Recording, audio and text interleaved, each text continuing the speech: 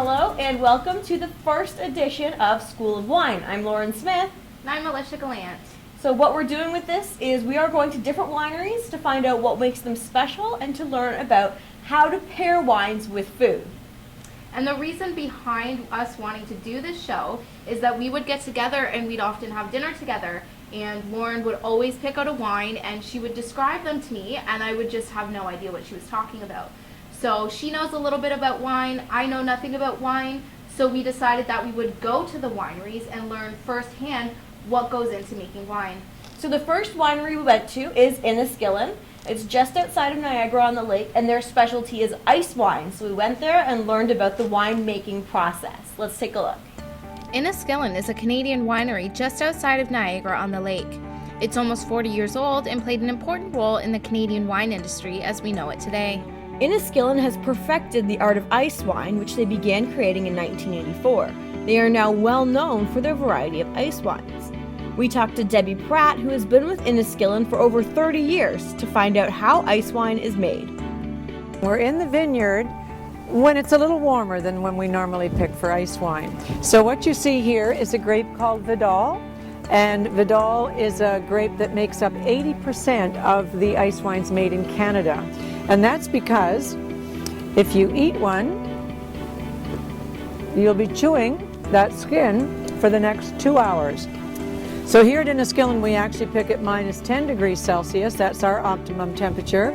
And these green grapes will have eventually turned brown. They start to dehydrate and will freeze. And then, as they say, we end up picking them naturally frozen on the vine. And that's the key phrase, naturally frozen on the vine.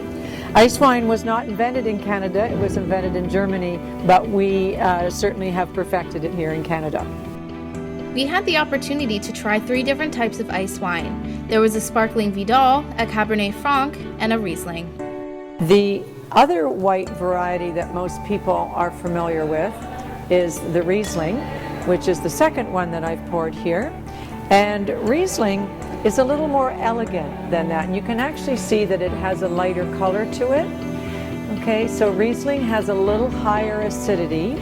And what that does with it, along with the characteristics of the Riesling grape, it gives a citrus component to it, or lemony. And that again is going to allow it to pair with maybe dishes that have a touch of citrus in them.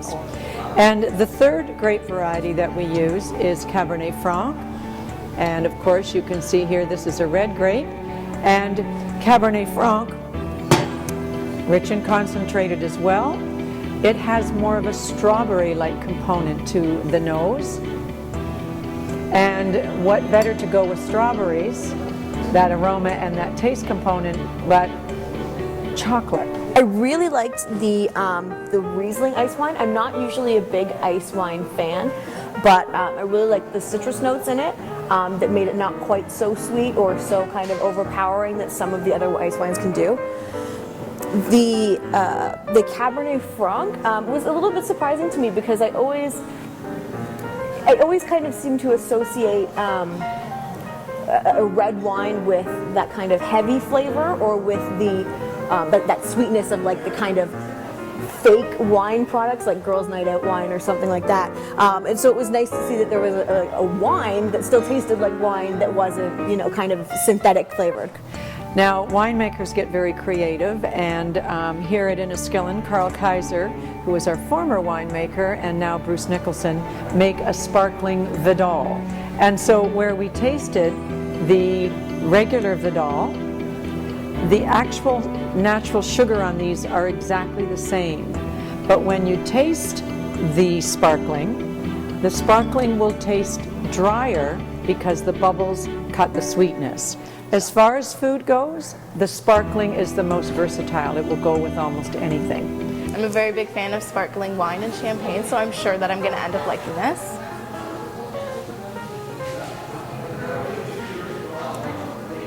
Oh, that one's very good as well. I like this one because I find that a lot of sparkling wine is almost a little bit too sparkly. It almost feels like you're drinking ginger ale or Sprite because there's so many bubbles in them. But that one I think just has just enough carbonation that it's a little bit different than regular wine. And that's it for your first edition of School of Wine. I'm Alicia Gallant. And I'm Lauren Smith. Join us next week as we go to Jackson Trigg to crush grapes with them.